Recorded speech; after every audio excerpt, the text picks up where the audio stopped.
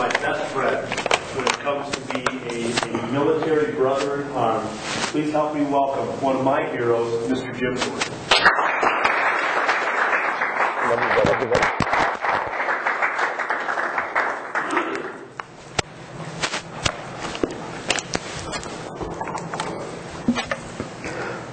Now, I have to start a little differently today because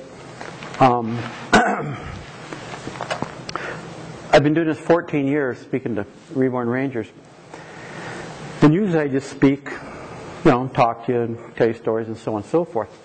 But I think there's a conspiracy against me. I think Christian and Chris, I'm the world's least technological person, okay? I mean, my wife doesn't even let me have a cell phone. I'm horrible. So I'm getting ready to speak to you, and all of a sudden they get me wired up with something here.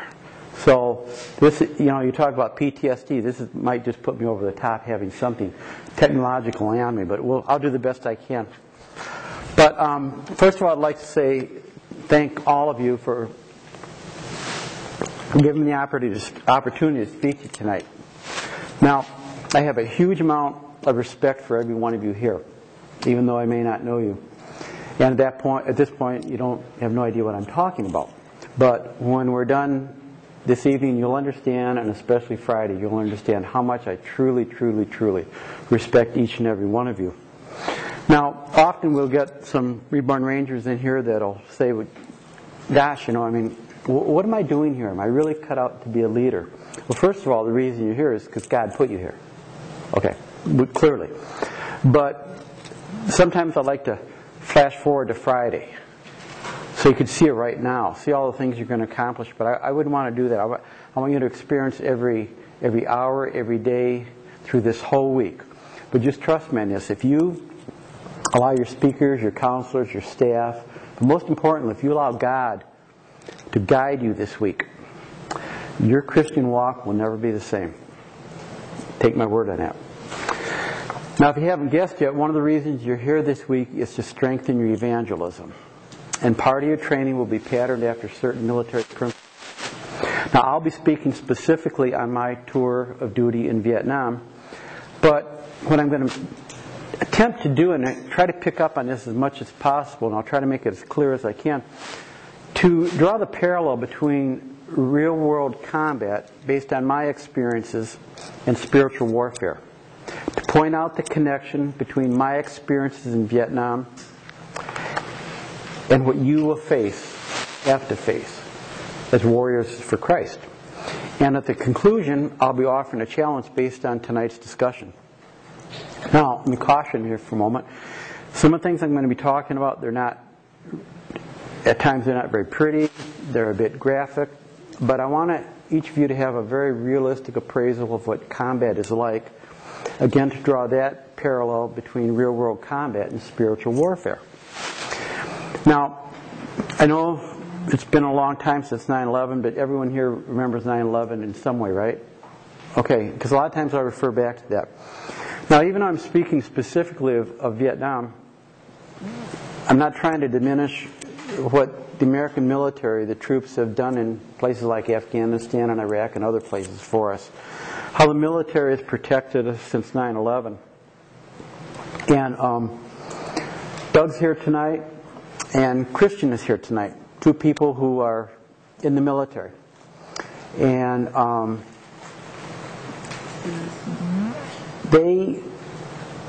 it's just not the two of them here tonight, it's who they represent. They represent millions and millions of other people who are out there right now putting their life on the line for us. My wife and I were sitting and watching the towers fall at 9/11. And 2001, America was hit hard by those terrorist attacks. And, Judah and I were wondering, are we going to get hit tomorrow? Are we going to get hit the day after? Well, there's many reasons we haven't been struck on this massive scale since 9/11. But in my opinion, the main reason is the United States military. We took off the glove and we let the military do what they do best, and that's protect us. And Christian, Doug, they represent millions and millions of other Americans who took an oath, they put on a uniform, And if called upon, they were willing to make the ultimate sacrifice for our nation. They are the reason, and all the other troops in the military, why there hasn't been a 9/12, a 9/13, a 9/14. In my opinion, they are true American heroes, and I'd like to join them in showing our appreciation for what they are doing for our country.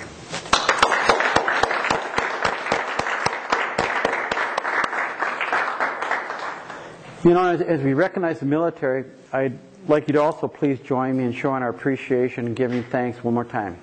Because I believe it's crucial that you also honor the one who willingly made the ultimate sacrifice for all of us. The ultimate sacrifice by his death on the cross. Without question, the bravest warrior ever, the greatest hero ever, our Lord and Savior, Jesus Christ.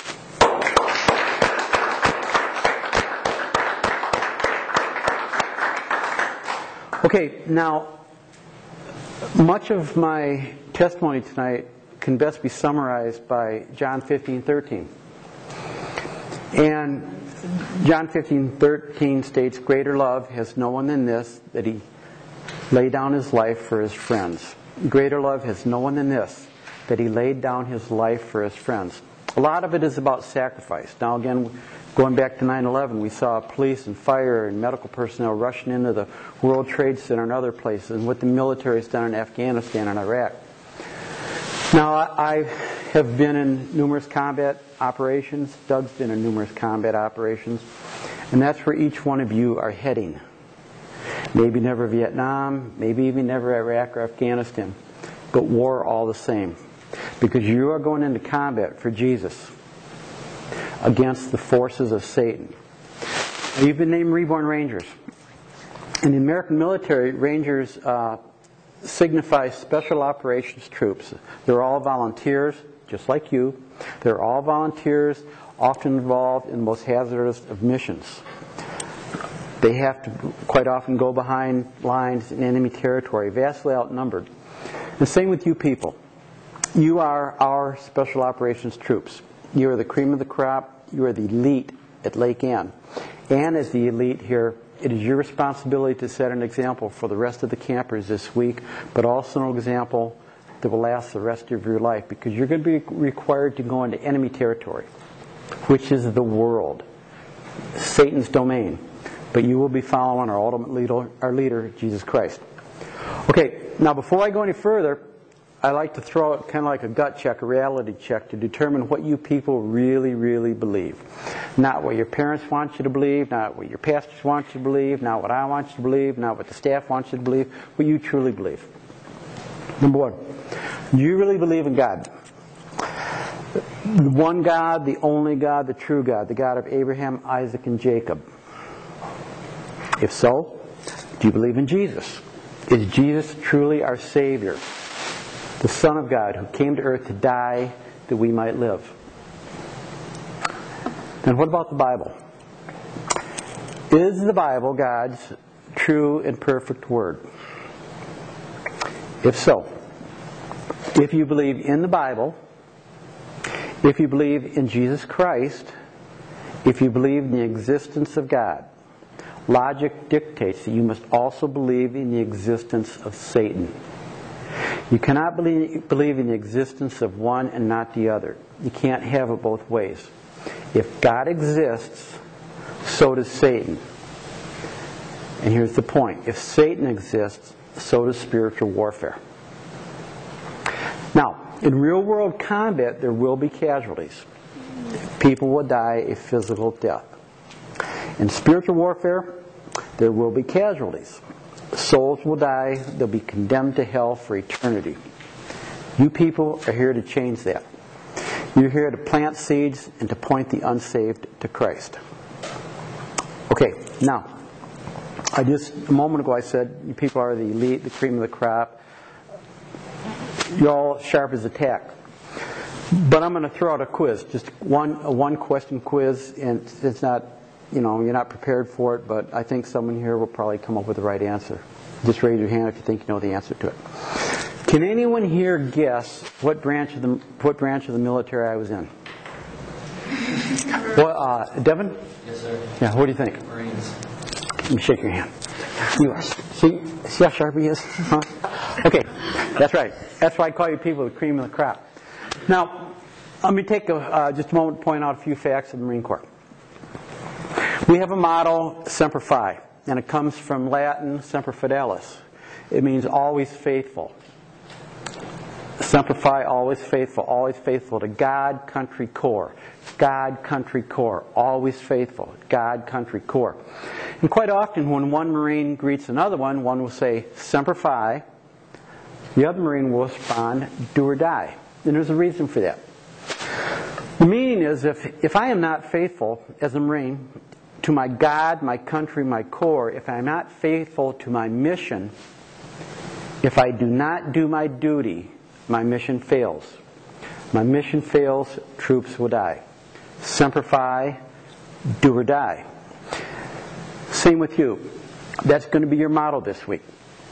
I want you to shout this back and forth to one another. Semper Fi, do or die, Semper Fi.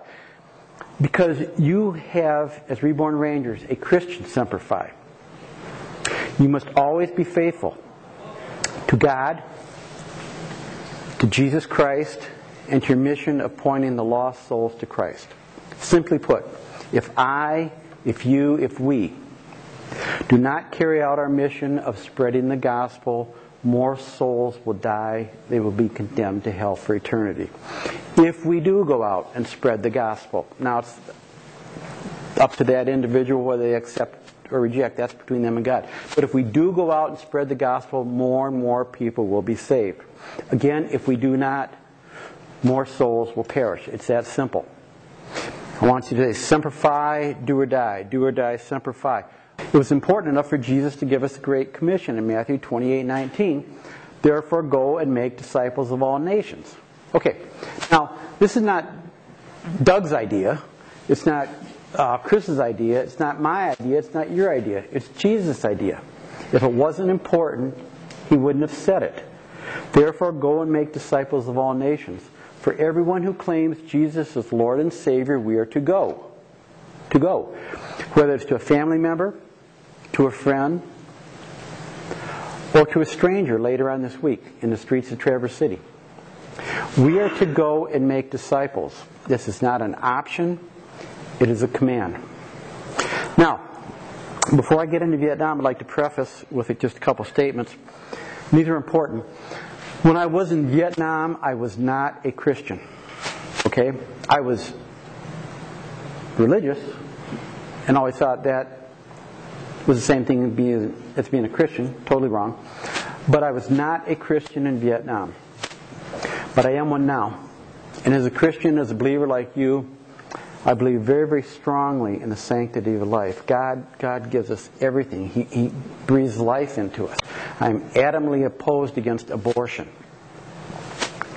The reason I'm saying this is because as fellow believers, I want you to know where my heart is on the issue of life.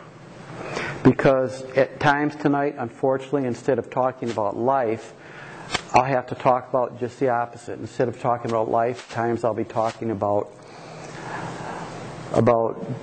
death, about war, about combat, and about killing. So when I'm talking about some of these situations, please understand, as you know, as a fellow believer, where my heart is on the issue of life. Okay. The other thing is, some of the things I talk about are kind of emotional for me. Sometimes I do better than others. Sometimes I get a little teary-eyed. Sometimes I get a little choked up, and trust me, you'll understand why. And if I do, I apologize to every one of you in advance, and just kind of bear with me through that. Now, instead of explaining certain things in every battle, I'm going to set the setting of Vietnam. Terrain really dictates warfare. I mean, it's totally different. A flat desert area, mountain area, jungle-covered mountains. So when I'm telling you about these situations, most of the time, and if it's not, I'll explain the terrain would have been different, but the vast majority of the time, it was really, really thick jungle. And quite often, hilly, mountainous, jungle-covered terrain. Okay? I'll be talking about the enemy that we always fought. We never fought any Viet Cong. I don't know if you've heard about them. We never fought any Viet Cong. We always fought regular North Vietnamese Army troops that infiltrated through Laos, Cambodia, and across the demilitarized zone from North Vietnam into South Vietnam. So instead of calling them North Vietnamese Army, we always refer to them as the NVA, the NVA. So when I'm speaking about the NVA, that's the enemy soldiers. And one of the things we used as much as possible, we had this great advantage in airstrikes and artillery support. Kind of thing that Doug does. Whenever we'd make contact, if at all possible, we'd call on artillery strikes on the NVA and call on air support. The NVA were very, very well disciplined, and quite often they would use a tactic called hugging up. What they would do, once we'd make contact with them, they would, unless they were going to go on full retreat and break contact from us, they'd try to stay within, when the battle was going on, between, say, 25 and 75 meters from us. If we'd pull back, they'd pull closer to us. If we'd shove them back a little bit, they'd withdraw, but not too far. That way, they could stay in our proximity and be so close that basically we couldn't call in air and artillery support. So a lot of these situations that I'll be explaining, try to visualize. A lot of times the NVA were employing that tactic of hugging up, trying to eliminate the big advantage we had in air and artillery support. Okay, in the late 1960s, I was a student at Eastern Michigan University. And this is when the Vietnam War was really, really heating up. Well over, and 18, 19, 20, 21, 22, all different ages, but generally most of them. Well over 1,000 young Americans were coming home in body bags every month. Well over 1,000 a month. And I was on the wrestling team, and I had a scholarship, and I probably wouldn't have had to go in the military at that point, but I felt that whether Vietnam was a good war or a bad war, there's no such thing as a good war. There are certainly necessary wars. But whether Vietnam was a good war, bad war, whether we should be in Vietnam, we shouldn't be in Vietnam, that was irrelevant. My country was in a war, and I felt that as an American, I had an obligation to fight for my country. I dropped out after my junior year in college and joined the Marine Corps. And volunteered for combat infantry duty. And we went through our training. We went through, boot camp and infantry training, advanced infantry training, jungle warfare school, and very, very intense. But the majority of the people in our training platoons, they were all infantry, and we all knew we were going to Vietnam, and we at some point would be in combat. And no matter how well trained, you never really know how you're going to perform when the bullets really start flying. Am I just going to freeze up? Am I going to run? Am I going to be able to pull the trigger on another human being? These thoughts go through your mind. No matter how well disciplined, how well trained you are, there's still a question: how am I going to perform when you go nose to nose with the NVA? Well, after our training, we joined our platoon. New guys. There were 12 new guys in our platoon. And where we were positioned was a fire support base called the Rock Pile. It was just south of the DMZ. It was really, really bad area. It was basically a free fire zone, not many villages. I mean, there was just us and NVA out there, and we weren't just a couple miles south of the DMZ where North Vietnam was. And a Marine rifle platoon is divided into 3 rifle squads. So there were the 12 new Marines in joined our platoon that day, and we met our platoon commander, lieutenant, and he started dividing up who was going to what platoon, what squad. And he says, okay, you 4 go to first squad, you 4 go to second squad, points to myself and the other 3 Marines, you go to third squad. So, we're nervous, we're new guys, anxious to find out what's going on. So we start to go over to our squad leader, and all of a sudden we hear this, belay that order, which means disregard that order. Now in the Marine Corps, that is a rarity. Once an order is given, rarely is it changed, but for some reason, Lieutenant changed his mind. And he points to me, and the other 3 guys, he goes, you 4 go to second squad, and he pointed to the other 4 guys, you 4 go to third squad. And I'm thinking second squad, third squad, second squad, third squad. What's the difference? Clearly it's not going to make any difference. So we went over and met our squad leader, got some more training. And at this point, we hadn't actually been nose to nose with the NVA. We'd taken some sniper rounds, we'd had some incoming mortar rounds, some rocket rounds, but never actually been out there in a real firefight. Okay. So after about 2 weeks, we'd go out there and we'd patrol every day. We'd set up night ambushes. And another day we're going out there patrolling, and you're new, you're scared, and your heart's thumping a little bit, and you're up towards the point. Are we going to make contact this day? Are we not going to make contact? You don't know. All of a sudden, bam! There's this big explosion right behind me. And I found myself just getting tossed through the air, landed, and everything broke loose at once. And what happened was our platoon had walked into a pre-planned NVA ambush. They were waiting for us. And they had their mortar rounds registered right on this kill zone. They were sweeping this kill zone where we were with machine gun fire, RPG fire. It was just a horrible, horrible situation. And I landed, and I was conscious, but, really, my head felt like, just bells ringing and cotton in my mouth, and I was dizzy. But I still had my M16 in my hand. And it's instinctive to try to get flat and return fire, but that's what the NVA want you to do. They want you to stay right in this kill zone so they can start bringing mortar rounds in, so they can bring an RPG, so they can spray this area. Our tactic is very aggressive. When you're in an ambush like this, you assault right into the NVA. Okay, so I'm trying to shake the cobwebs out of my head, and I'm picking up my M16, starting to return fire, and then, these things are happening at warp speed, but it seems like seems like your mind slows down and records them like on slow motion. And I look maybe from here to Samuel, right? And and we're starting to try to get out of this kill zone. I look over there. 10 seconds ago, this young 19-year-old Marine was alive, dead. You're going to see these things if you're going to do 13 months in a Marine infantry unit, but it's still shocking. Dead, just like that, dead. I glanced to my right where Katie is, about that distance. Another Marine wounded, trying to desperately get out of this kill zone. Seconds later, cut down and killed.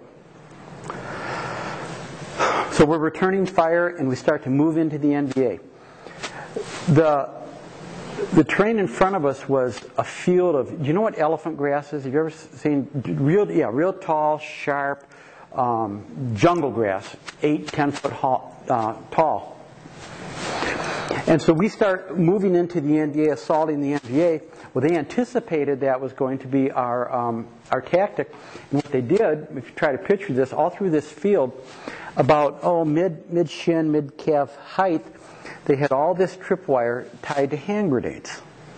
Okay, so as we're assaulting into the NVA, more Marines are hitting this tripwire, and grenades are going off here, grenades are going off here, grenades are going off here. More Marines are being cut down, wounded, cut down, and killed. We were able, at least we thought, we were able to drag all of our wounded out of the kill zone. Okay? We couldn't get the dead out at that point. And as we're moving into the NVA, I heard this piercing scream back to my left in the kill zone. And what had happened was, there was a Marine from 1st Squad who was still left in the kill zone, horribly wounded. I don't want to get overly graphic, but he had a lot of holes in him, blood was everywhere, and he couldn't even crawl. He could not even crawl out of this kill zone. And you could see the NVA, he was lying there, NVA snipers, they'd be popping around, there were AK-47s, and he was just lying there, and you could see the dirt just kicking up inches from his head. We're going to finish him off. And just at that time, the NVA started walking mortar rounds through the kill zone. Now, do you know what mortars are? Are any familiar? Some of this, okay. I know you've seen pictures of them.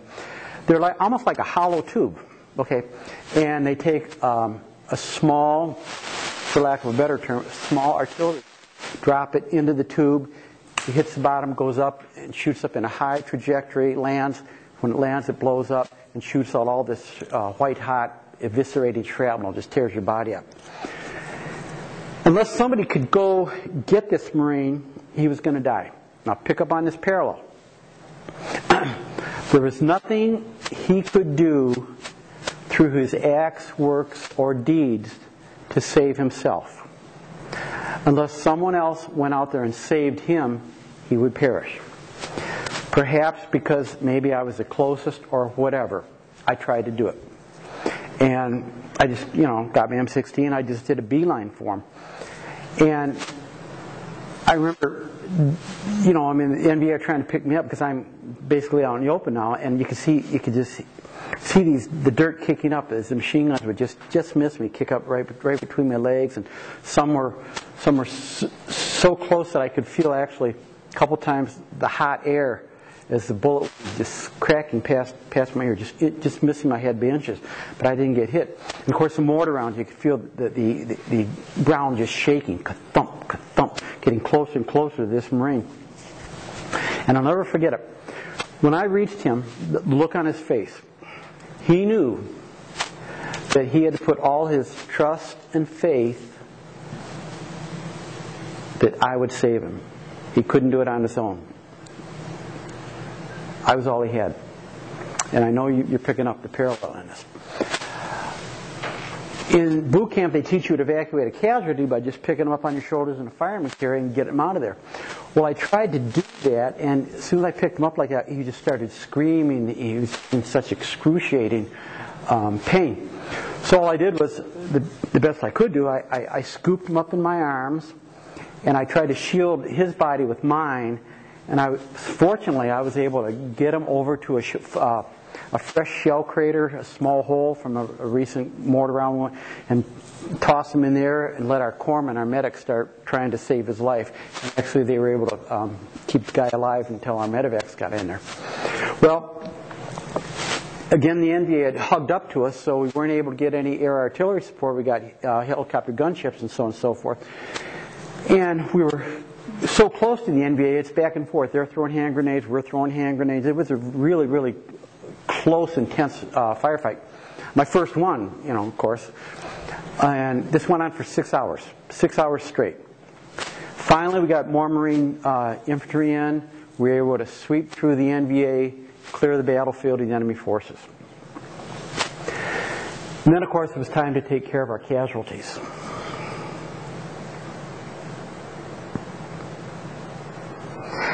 At the beginning of that ambush, that firefight, there were 55 young Marines in our platoon. 6 hours later, only 9 of us were standing. That's how bad it was.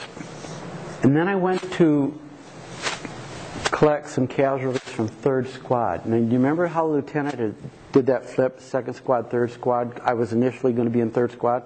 Okay? At the beginning of the firefight, there were 14 young Marines in 3rd Squad. Within the first 30 seconds, all 14 were killed. Cut down and killed within the first 30 seconds. If, for whatever reason, Lieutenant hadn't changed his mind that day, I wouldn't be here. As your tour goes on, you get really, really close to the people that are in your squad and fire team, and it's kind of like an analogy with Christians. You may not have a lot in common with some, a friend, Christian friend here and there, but you do have this commonality of Jesus Christ. Well, same thing. The guys that are in your fire team, your squad, you're with them all the time. It's not like that we were in a rare area. Generally speaking, we'd be out in the jungle for 30, 40, 50 days at a time. You don't sleep in tents. There's no barbed wire in front of you. You set up a 360-degree perimeter.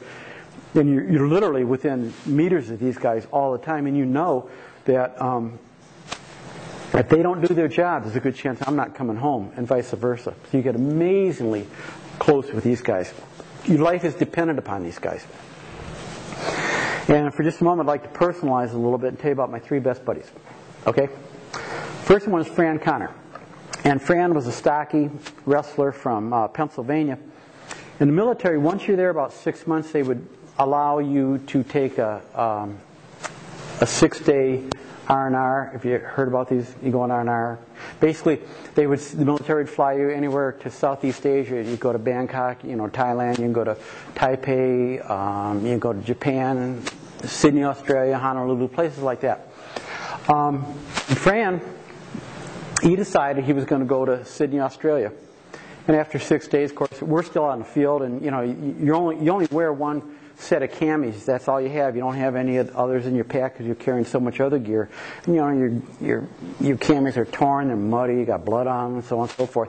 He comes back, brand new camis, big smile on his face. We're glad to see him. What was it like in the real world out there? We're asking all kind of questions because we hadn't seen civilization in 6 months or so.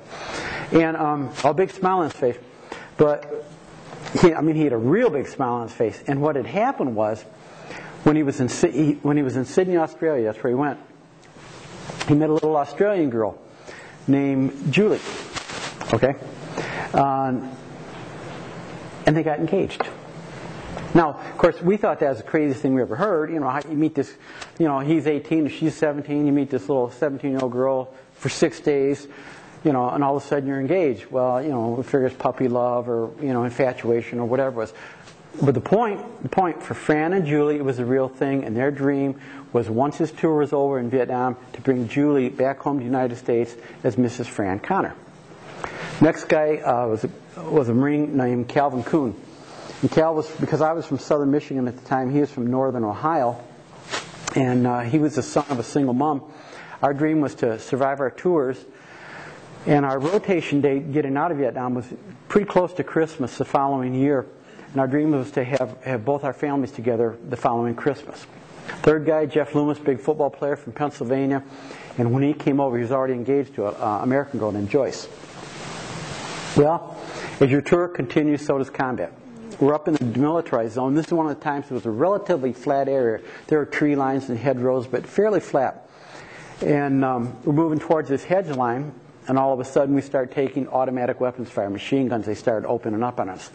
And so we started to employ our tactics, fire team rushes, squad rushes. One fire team would cover, another one would move forward, trying to get closer and closer to sweep through, throw grenades, and overrun the NVA. And as we're getting closer, the NVA start tossing more mortar rounds. They were really good with these mortars. They start tossing these mortar rounds, and explosions are going off to the right and to the left and behind us, in front of us. And you can hear them pop out of the tube, so you're trying to time it. Just as they're starting to get closer, you're telling your Marines, hit the deck, hit the deck, hit the deck. As soon as it goes off, you get up and you try to get moving closer to the NVA. As we're getting closer, all of a sudden, bam! I found myself getting tossed through the air again. And I landed, and I'm shaking off the cobwebs, and I figured I'm okay. And I looked, maybe about 15 meters ahead of me. There was a Marine from my squad, a black kid from Jamaica, New York, and he was wounded, similar to that one Marine in this or that earlier firefight. He was just kind of laying there moaning, and he couldn't get out of the kill zone, and he couldn't get out of this mortar barrage. So I figured I got to try to get him. So I reached down to grab my M16, then I noticed that blood was spurting from numerous places on the right side. I'd been wounded. The flak jacket and helmet took a lot of the travel, but not all of it. So I grab my M16, I'm going to get to him anyways, and I start moving towards him, and then I start collapsing because of the legs, the wounds in the legs and stuff like that. But I was able to hobble and crawl and limp and fall and to get to him, and I grabbed him and threw him into a fresh bomb crater and started wrapping him up and try to stop as much of the bleeding as possible. And during this firefight, we had a lot of Marines wounded, and we're still fighting. And one of the Marines in my squad, he was only 19 years old, named Tom Creek. Okay, and Tom is he's wounded, and he's laying with these 5 other wounded Marines, and the firefight is still going on. So he's right between is Michaela, yeah. Michaela, Agatha, Paige, Olivia, and Katie. 5 wounded Marines, and Tom's right here with them. And during the battle, it's still going on, just because he's wounded doesn't stop. An NVA soldier got close enough and tossed a grenade right amongst U5 and Tom. Now, a grenade, depending on the fuse, but a grenade generally goes off in 4 to 5 seconds. Okay? Now, grenade's lying there. Whether Tom could have crawled away from it and let his flak jacket and helmet take a lot of it, I don't know. Maybe It may have been a dud because sometimes that happened. But what I did know, Tom Creek took that grenade and his last words were, "I got it." And he took it, brought it right into his belly and laid on it. A couple seconds later, goes off, kills him instantly. In doing so, Tom his mother received in her son's name our highest decoration, Medal of Honor. So, with my 5 little friends right here, he was a John 15:13, because he laid down his life for his friends. Greater love has no one than this, and that's an actual John 15:13. Well, eventually we overran the NVA positions, and then the medevac choppers came in and took our dead and wounded out. And of course, I was one of them. And you go back to the rear area, the nurses, doctors, orderlies, corpsmen, the really, really great treatment. And but they try to get the bullets out, get the shrapnel out, rehab you as fast as possible, because they need a lot of infantry. You want to get you right back to the bush. I think I had 14 Marines in my squad that day, and 11 of us went down with wounds.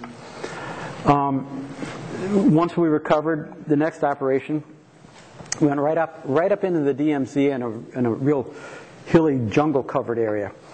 And some reconnaissance teams had been up there and said this whole ridge line is infested with NVA bunkers. Okay, so before we made our assault, we called in air and artillery, and this time it was very, very effective. You could see, the 105s, the 155 artillery pieces just blasting the top of this hill where the NVA bunkers were. Yes, because the more they took out, the less we would have to take out. And then the F-4 Phantoms came in with the 20mm cannons and the napalm and the bombs and the rockets, just slaughtering the top of this hill. And we thought it was great. Vital for anyone to try to make it through 20 meters, no matter how much cover fire we're trying to put up. And Lieutenant, of course, he's asking for volunteers. And these guys I served with, hey, there's some gutsy people, some real heroes. Nobody wanted this. Nobody wanted it because you knew you were going to get hit. And Lieutenant's asking for volunteers, and looks at me and just kind of turns my head the other way, and I'm thinking to myself, Purple Hearts, they're kind of cool, right? Right, yeah. But I already had one, see, and I wasn't in the mood to get another Purple Heart. But one of my 3 best buddies, Fran, he volunteered to do it. So we load him up with extra grenades. And just before he goes over the top, we're putting out round after round after round, our machine guns, M16s, M79s, just trying to keep the NVA pinned down to give Fran a chance to get close enough to that bomb crater.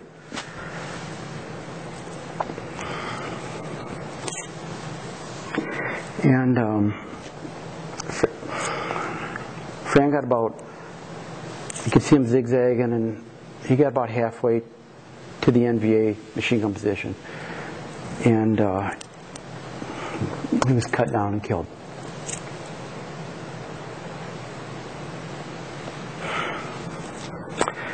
Lieutenant asked for another volunteer, and I said, okay, I'll try it. Put my bayonet on my M16. Guys loaded me up with more grenades, more magazines from M16. Just cover me, please cover me. And it's just like these World War I movies where you go over the top, There I went. And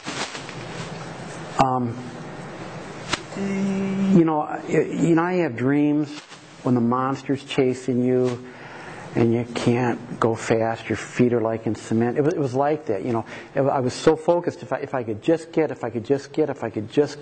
that bomb crater. And the machine gun bullets were kicking up just between my legs, and I'm just getting closer and praying, getting closer. And I was so focused on this bomb crater that all of a sudden, about from me to Julian, this NVA soldier, and it's happening in just a split second, but you're registering all this. This NVA soldier popped up this close from what we call a spider hole, camouflaged hole. He pops up and he has this AK-47 right on me, this close, and he's not going to miss. And I had no time to pivot and return fire, and within a second, I was dead. just knew. And all of a sudden, he was cut down and killed. What had happened was, and again, this is greater love has no one in this, that he's to lay down his life for his friends, or willing to. My machine gunner, Gil Hall, a black kid from Cocoa Beach, Florida, he left his covered position, relatively safe, went out in the open, cut down and killed that NVA soldier to save my life, and in turn Gil took a bullet for me. Fortunately, he did survive. So I'd made it, somehow I'd made it to this bomb crater. I didn't know how many NVA were in there, but I knew there were a lot. My plan was to take out 2 hand grenades. Prep them, take the pin out, so on and so forth. Throw one, throw the second one. As soon as the second one goes off, just assault them. And they were going to get me or I was going to get them. Nothing in between. And I'm getting my grenades ready. And then all of a sudden, out of my peripheral vision, I see this hand grenade. Now, it's coming faster, but it seems like it just kind of floated, kind of floated, and kind of floated. Is it Tasha? This close, from me to Tasha. Now, the lethal range of a grenade is about 5 meters. A casualty rate is about 50 meters. So if it goes off, I'm going to be really hurting, clearly. And all these thoughts go through your mind. I'm laying there. Is it a dud? Do I run away from it, even for a few seconds, to try to distance myself from it a little bit? Know that would put me right back in line of this machine gun. Or do I just lay there and hunker down and hopefully my helmet and flak jacket will take some of it? Or again, maybe it's a dud. A couple seconds later, off goes the grenade, and I'm pretty well, I'm barely conscious and I'm wounded, and got to tell you, at this point, I'm having a really bad day. Yeah, right? Okay, it's pretty obvious. But I couldn't lie there and feel sorry for myself, because more grenades and more grenades and more grenades would come in. The NVA would finish me off. So all I could do as best I possibly could was take my 2 grenades, tossed one as best I could, tossed the second one, soon, boom, boom, as soon as the second one went off, just assaulted the NVA positions. Fortunately, I was able to eliminate all the NVA on that position, which allowed our platoon to take the hill. But we lost a lot of Marines that day, and most importantly, I lost my best buddy, Fran. And after the battle was over, of course, they medevac us out again, and quite a few guys from my squad that weren't killed were wounded. And when we were in the rear, you got to remember now, when I started off about technology, back then, the only contact you have with your loved ones, your grandma, your girlfriend, your, whoever it might be, your mom, dad, was regular letters. You people know what letters are? Yeah. Okay. That's all you had, and they were so valuable. Of course, now you might, because you're in the jungle, you might not get mail for 20, 30 days until a helicopter can drop it in. But mail was so important. It's the only contact you had with your loved ones. So we're laying there in this, this ward, this hospital ward, and our squad leader comes to visit us, and he's got this big stack of letters. And oh man, we were really, really happy about this. But he wasn't smiling. He walked up to our bunks, and he put the stack of letters right in our bunks. He goes, "You knew him best. You guys deal with it." No idea what he was talking about. And what it was a stack of letters written from little Julie, Fran's Australian fiance. Remember? Because Julie was not next of kin, she had never been notified that Fran had already been killed. And we'd always share our letters with one another, and we opened these letters, and they were just heart-wrenching. Fran, I know I haven't heard from you. I know you have very few opportunities to write because you're in the jungle all the time, but I want you to know how much I love you. And I just, just my dream is to come back to America as Mrs. Fran Connor. But she would always end by saying, but my prayer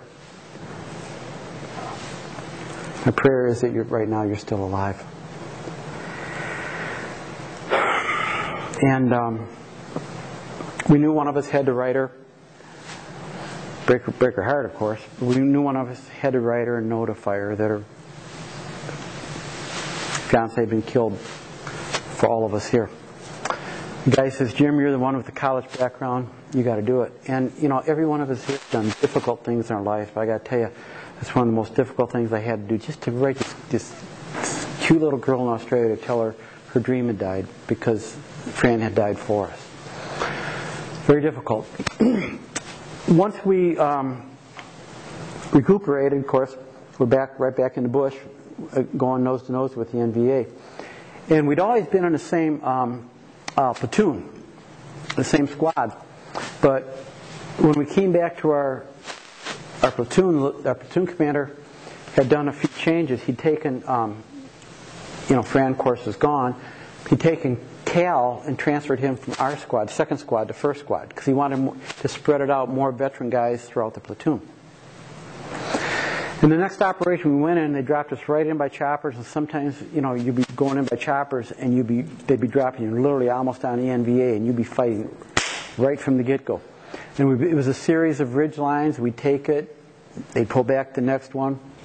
One night, we're dug in at night. Of course, you dig a hole every night, and I was down there, and it was rainy, semi-monsoon season, and off in the ridge lines you could see these arc lights, these B-52 strikes, just lighting up the ridge line where we were going to assault the next day.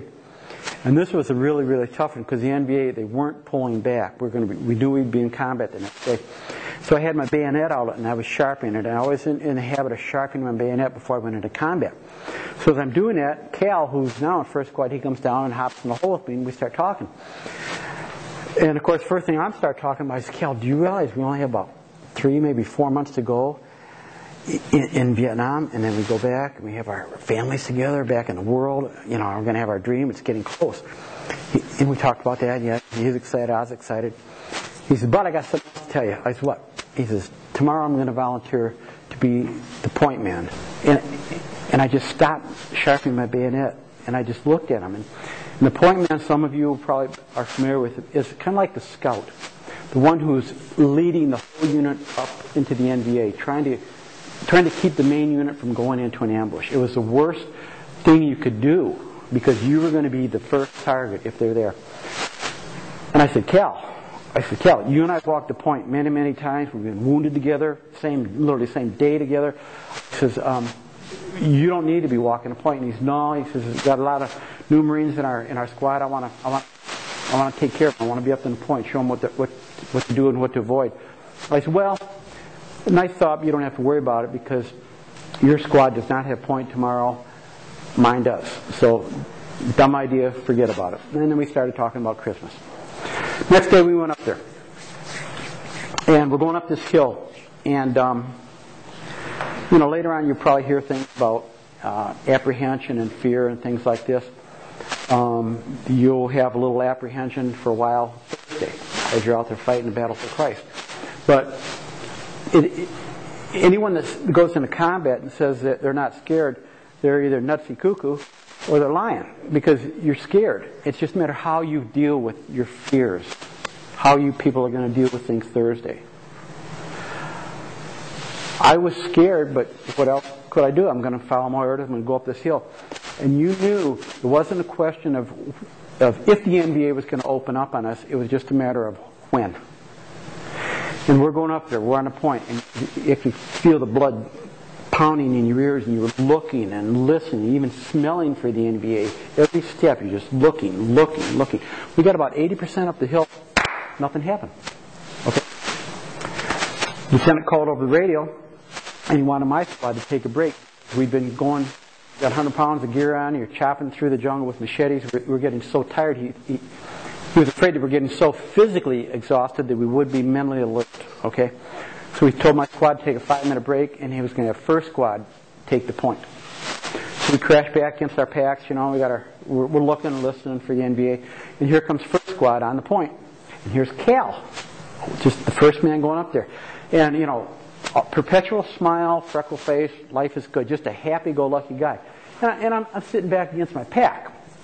And he's walking by me. I look up at him. I said, Cal, you are so stupid. He said, this piece of cake, nothing to worry about. I go, okay, whatever. First squad went through me. I got my Marines up. Let's go. We started following first squad up there, and it wasn't 5 minutes later that everything broke loose. You could hear the enemy claymores going off. You could hear the distinctive high-pitched cack of the AK-47s. You could hear screaming in English. We knew we'd taken casualties. I get to Cal. I knew he was probably wounded because he was on a point.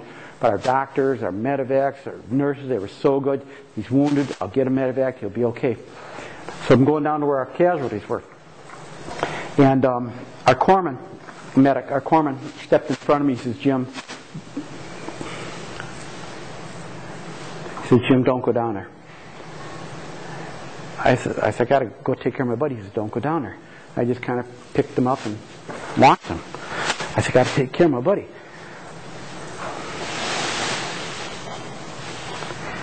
And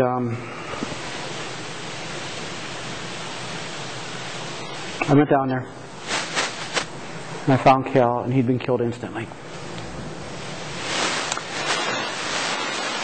And it was raining, and there was blood everywhere, mud everywhere.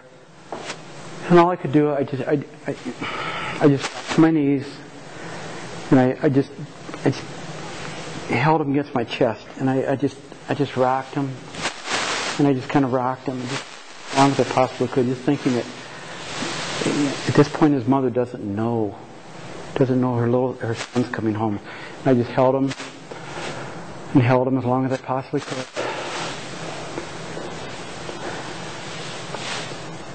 And then I just set him back down in the mud, put him up with a poncho, and off we go to take another hill.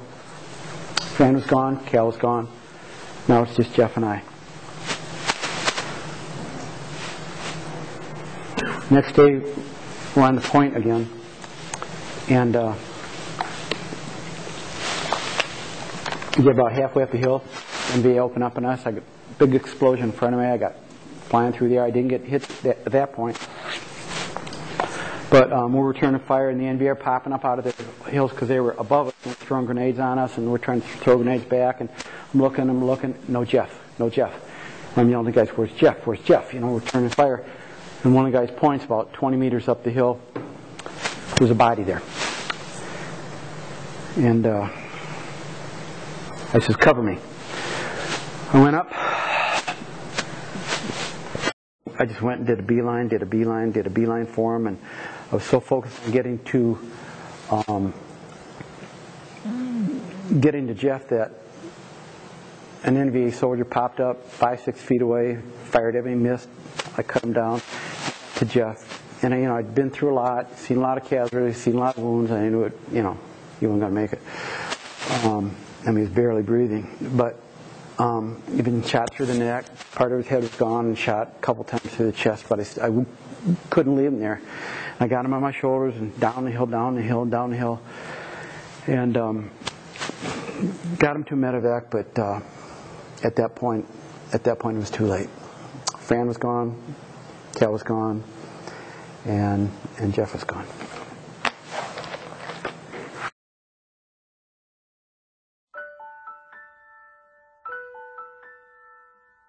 It's been a year, Daddy.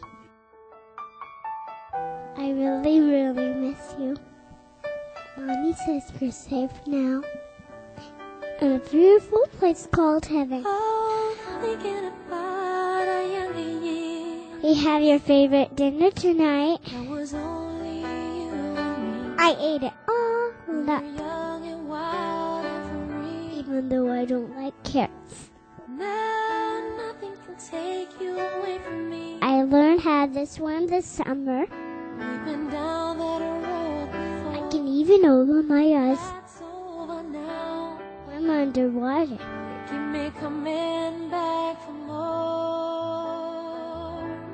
Can't you see me? Baby, you're all that I want. And you're lying here in my arms, finding it hard to believe we're in heaven. I started kindergarten this year. Love is all that I need, and I found it there in your heart. It isn't too hard to see we're in heaven. I carry a picture of us, my Blue's Clues lunchbox. Oh, You are the greatest daddy. Who will turn your world around, pick you up when you're feeling down. Now nothing can change what you need to me. I can swing on the swing by myself. There's a lot that I can say. Just hold me now. Even though I miss you pushing me.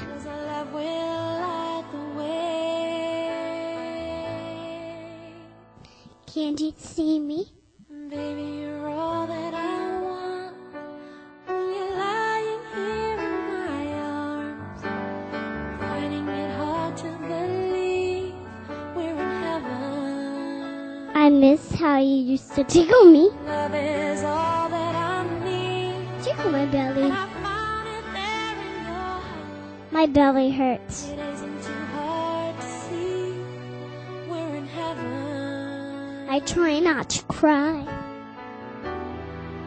I've been waiting for so long. Mommy says it's okay. Something to write, love to come along. I know you don't like it when I cry. Now our dreams are coming true. Through the good times and the bad. You never wanted me to be sad.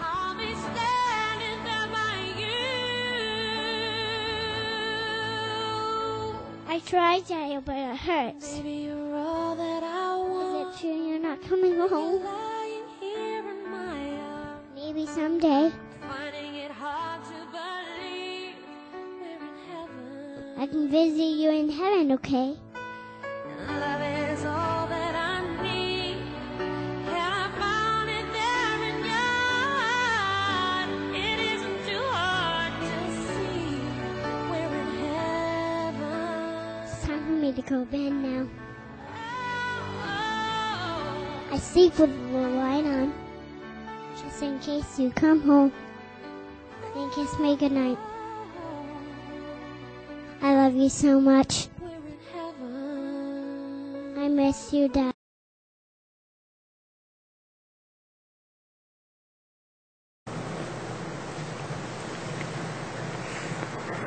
All the time I was in Vietnam, I never cried. I never shed one tear. Don't know why, even to this day. But I never did.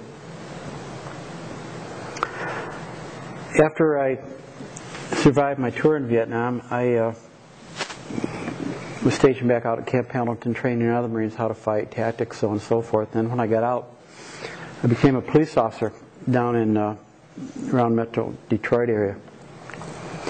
And all that time, for 20 years, I never had any contact with anybody that I served with. Not one person. I avoided Vietnam. Didn't go to the movies. Didn't read books about it. I put it behind me. I got back into coaching wrestling. Got back into powerlifting. I didn't have any drinking or drug problem. I was fine, or so I thought. And when I was on the police department, I was on our SWAT team.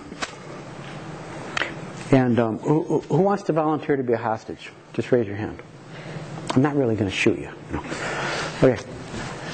And on our SWAT team, a lot of times we would take down the crack gangs, the drug gangs, the barricaded gunmen, but also hostage rescue. Okay. And what we would use, come on for a story, we can see if, well, maybe I will shoot you. I don't know. I bet you go to heaven, so it doesn't matter. We would use what they call flashbang stun grenades. Okay. Now, if I'm a bad guy, this is John, right? Holding John hostage. If we can get, on a SWAT team, if we can get a flashbang stun grenade in to where he's being held hostage, it's a bright flash. It messes up your inner ear. It's not like a regular grenade that shoots out shrapnel that kills people. But for 4 to 7 seconds, physiologically, me, the bad guy, I'm incapable of pulling the trigger. It allows us to get in, save John's life, and take down the hostage taker. You can thank me? Thank you. Thank you. You're welcome. Okay. But using these stun grenades over and over and over again, over and over and over again, was finally the trigger that brought everything back from Vietnam. And I became a psychological basket case. I mean, I would wake up when I was able to sleep. Then when I would wake up, I'd wake up just drenched in sweat next to my wife, Judy, and I'd see this grenade that got me, and it's almost like dreams are worse. Okay, you get wounded, fine, but you get wounded 5 or 6 times in each dream, and then you see the grenade 5 or 6 times in each dream. Faces, be honest, it faces the enemy soldiers. From me to, is it Tim? Tim? Okay. From me to Tim, faces the enemy soldiers that I killed, and of course losing so many of my buddies.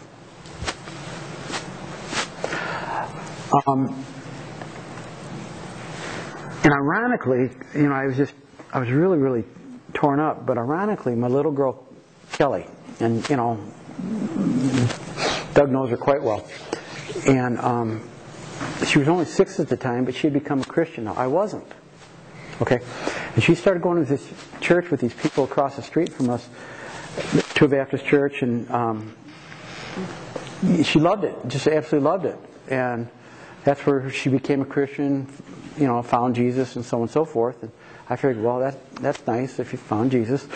And I was for it, but they go Sunday morning, Sunday night, Wednesdays. I'm going, a bit much, but if that makes Kelly happy, she's my best buddy, that's fine.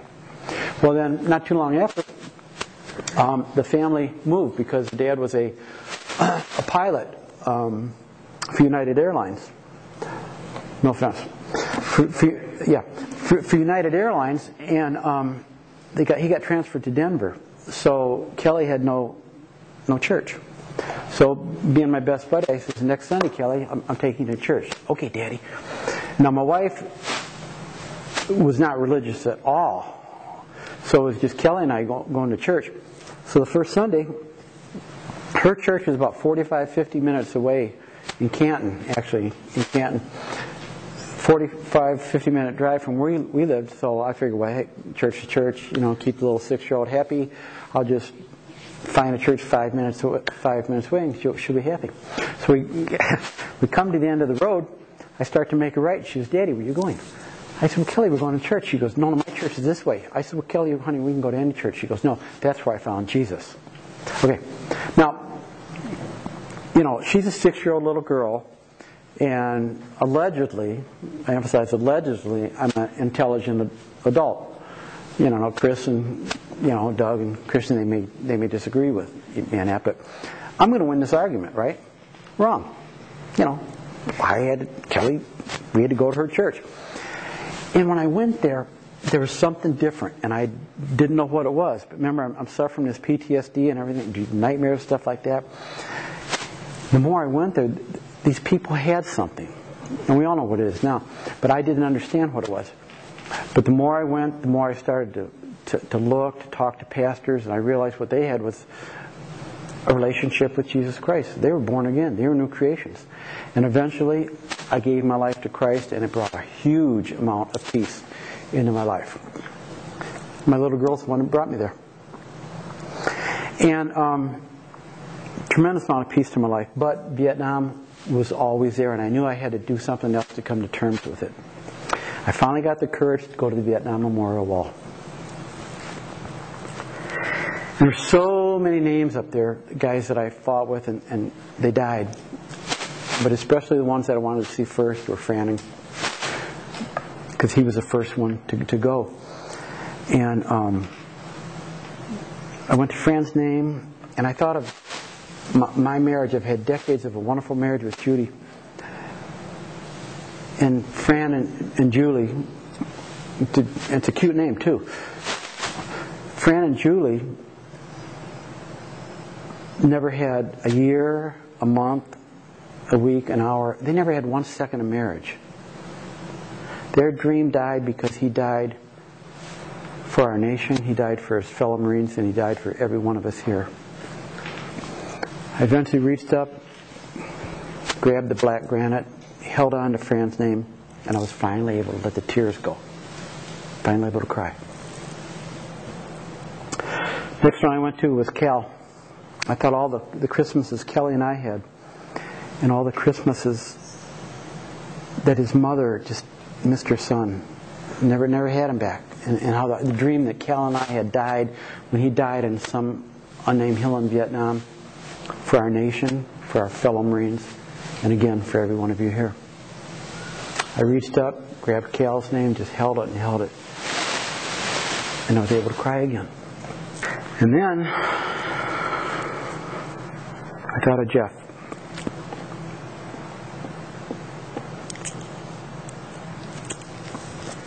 But I didn't reach up. I didn't reach up and touch Jeff Loomis's name because I couldn't. Jeff was standing right next to me, alive. For over 20 years, I thought that he had died, and he did. But somehow, when they got him on the medevac chopper, they resuscitated him. Didn't know this for 20 years. Out of the clear blue, Kelly answers the phone. Daddy, this guy named Jeff Loomis on the telephone. Well, okay, who's Jeff Loomis? I mean, it couldn't be Jeff Loomis, my Jeff Loomis. He's alive, and we went down, and he did marry Joyce, and little Mandy and Amy, his daughters now hugging me. If it wasn't for you, I wouldn't have Daddy. It was just a great, great feeling to know that he was alive. And it's kind of funny because, I couldn't save Cal, I couldn't save Fran, but I was able to save Jeff's life. Not too long after that, guys started contacting one another, finding one another. So we had a reunion in Washington one time. And at the reunion, remember the lieutenant that I told you about that had changed the squads, second squad, third squad? Remember? Okay, he was at the reunion. And during that 6-hour firefight, he was wounded 3 different times. I mean, he was shot, a couple hours later, get shot again, a couple hours later, get shot again. So obviously I was never able to ask him, well, Lieutenant, why did you do this flip-flop, second squad, third squad? Because clearly that kept me alive. And there's really no logical reason for him doing it. And so finally, at one of the reunions, I said, Lieutenant, do you remember that? He goes, yeah, I don't think I've ever done that before. I goes, why? He goes, don't know. So it got me thinking, maybe I had another mission in life. And maybe part of it would be to save Jeff again. Not just once on the battlefield, but twice. I witnessed to Jeff, and he was a mess psychologically, a mess physically, and he's hurting. But I told him, Jeff, if you put your trust in me to keep you alive, to save you in Vietnam, let me introduce you to someone that will save your life for eternity. And I witnessed, and I witnessed, and I witnessed, and through God's grace, Jeff gave his life to Christ. And he's one of us now. And you people have exactly the same mission. You have to go out and find the unsaved Jeff Loomises and lead them to Christ. Now, combat has taught me many lessons. We'll go back to 9/11 again, use that as an example. 9/11 should have taught all of us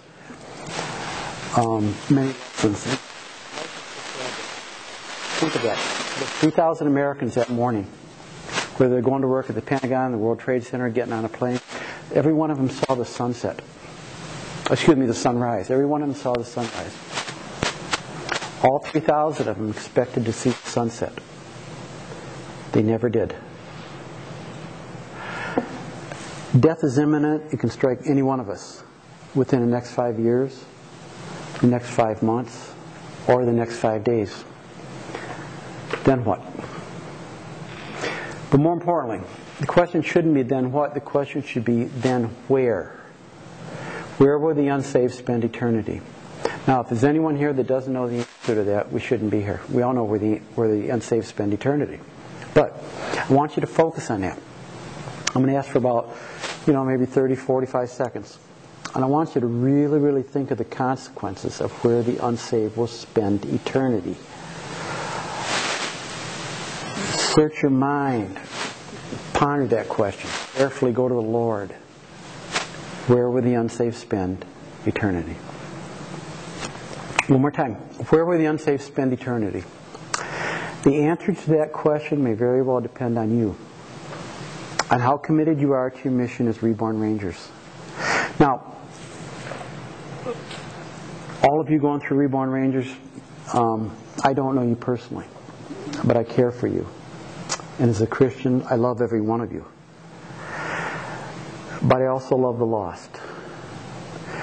My most fervent wish, my strongest desire is that everyone here tonight makes a commitment in total surrender to Christ to become a warrior for Jesus. You make a commitment to go into the battle of saving souls. Now, for years I would reflect back on Vietnam. I felt so guilty of losing so many buddies, especially Fran and Cal. But eventually I came to terms with it. I realized I fought as hard as I could. I bled for these guys. But at the end I couldn't save everybody. But, think about this for a minute. What if I had been a Christian at an earlier age? Okay? What if I had been sought out by a youth pastor, a stranger, or a Reborn Ranger? And what if that youth pastor, stranger, or you, a Reborn Ranger, would have led me to Christ before I went to Vietnam? Okay? And perhaps on the morning before we took the hill that Fran was killed on, or the last night that Cal and I were together, that he was killed the next day taking that hill, that I would have given them the gospel of salvation. Now, whether they would accept it or reject it, that's between them and God. But that would have only happened if you in turn would have led me to Christ before I went to Vietnam. But what if I would have given the gospel to Fran and Cal about salvation by faith in Jesus Christ, and they both would have accepted it because you had done the same thing for me? Literally hours before their last battle, Fran and Cal's names would not only be etched in the black granite of the Vietnam Memorial Wall, Fran and Cal's name would be forever written in the Lamb's Book of Life. Fran and Cal, something that you had led me to, and in turn I had led them, again hours before their last battle. Now, I've spoken about heroic acts I've seen others perform, but what you people are going to be called on to do will require far more important acts of courage than anything I encountered in Vietnam. It will require 110% commitment to your mission. And at times, it won't be easy. And with the way things are going in the world, it's going to be less and less easy. And you all know what I'm talking about. But it certainly wasn't easy for Jesus, and I think we should take inspiration from a couple verses. He says in John 15:18, if the world hates you, keep in mind that it hated me first. John 15:18, if the world hates you, keep in mind that it hated me first. And he goes on to say in John 16:33, in this world you will have trouble. But take heart, I have overcome the world. John 16:33. Christ has already won the war. We just have to fight the battles. Being a warrior for Christ, being a Reborn Ranger, isn't about a popularity contest. Jesus was extremely popular with many, many people as he entered Jerusalem during Passover. A week later, he was nailed to the cross. It doesn't matter what society or pop culture thinks. What only matters is what God thinks, and you're following Christ in total surrender, and not just for a week, a lifelong commitment as a Reborn Ranger. And I think a good verse that I always go back to, it kind of shows that there's no middle ground. You can't have it both ways. James 4:4. It says, James 4:4, friendship with the world is hatred towards God. Anyone who chooses to be a friend of the world becomes an enemy of God. You may face verbal assaults, you may have a door shut in your face, a Bible tract tossed on the ground, your words may be rejected. My response to that is, big deal. It's nothing compared to what Jesus faced, because he was rejected by the entire world to the point of crucifixion. Now, in Vietnam, we vowed we would never, ever, ever surrender to the enemy. Same with you, as Reborn Rangers. You must never surrender to the attacks of Satan. You must never surrender to this world. You must only surrender in complete submission to our Savior. And another verse that ties in and parallels with James 4:4 is Matthew 12:30. Real simple. He who is not with me is against me. Can't sit on a fence. I'm following Jesus a little bit, following the world a little bit. He who is not with me is against me. Okay, in closing, I'd like to go back to Vietnam. I'd like to have us all kind of drift back to that first ambush. Now, this may be a little bit difficult, might be a little bit painful, but I want you to be there. I want you to put yourself there. I want you to be there, to see it, feel it, to live it. That wounded Marine that was trapped in the kill zone that I was fortunately able to get. He's a wounded Marine trapped in the kill zone, but he also represents all the unsaved. Okay? See the parallel? That wounded Marine and the unsaved cannot save himself. He must put all his trust, all his faith in someone else saving him. He needs someone with enough courage to charge through enemy fire to save his life. This time, it won't be me. It is your battle. It is your turn. And if not now, when? And if not you, who? If you don't, perhaps no one else will. You may be the only person to plant the seed of the gospel, the only person to bring him or her to salvation. You, as a Reborn Ranger, for life, must be that Marine to charge through enemy fire, to save another Marine, to save a soul. Now, it's a great feeling to save someone's life in combat, but it's a far greater feeling and far more important to lead a lost soul to Christ. You all know that. Because you save somebody's life on a battlefield, you give them another 20, 50, 70 years of physical life. That's great, we'd all take it. But you are allowing that person to live for eternity. Now, if we were back, hypothetically, if we were back in combat together, I'm confident that each of you would risk your life, as Fran and Cal did, to defend your nation. Follow me close on this. If you would be willing to put your life on the line for the country you love, how much more are you willing to do for Christ, whom you love far more? Now tonight, I'm not asking you to die for Christ, because I believe before a person is willing to die for Christ, that person must first be willing to live for Christ. And that is your challenge. Are you willing right now to live your life for Jesus? Are you willing right now to become a Reborn Ranger for Christ? In a moment, I'm going to ask you to take a stand, literally to stand, by getting to your feet and standing up for Jesus, for a mission of pointing the lost souls to Christ. Now, don't do this because I want you to. Don't do it because everybody else in the room does it. Don't do it because the person next to you does it. Do it for two reasons only. Number one is something you want to do.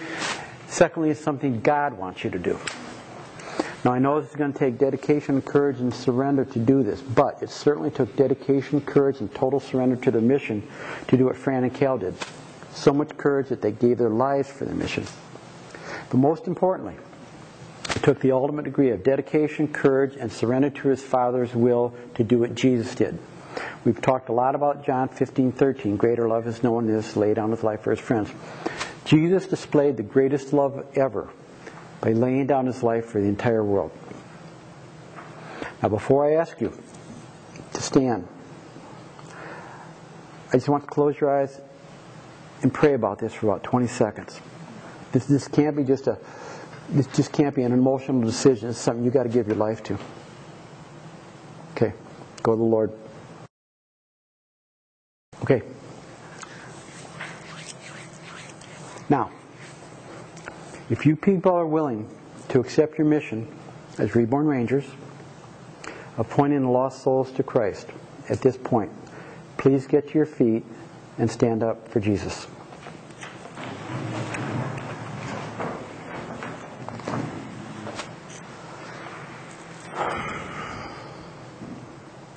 I'm so very proud of you. Please be seated. Okay, it's up to you to find the lost, to rescue them, to pull them from enemy fire, to hand them over to God's loving grace. Because for you, and trust me on this, There will be a Fran and there will be a Cal in all of your lives. There will be a Fran and a Cal out there waiting for you to save them. Maybe even later on this week in the streets of Traverse City. And because you're willing to be warriors for Christ, because you people are willing to be Reborn Rangers, and this is from my heart, I just can't emphasize it anymore. Every one of you, each of you are and will continue to be. You are heroes. You are heroes. And you are heroes. Semper Fi. Do or die. Do or die. Semper Fi. Go get them.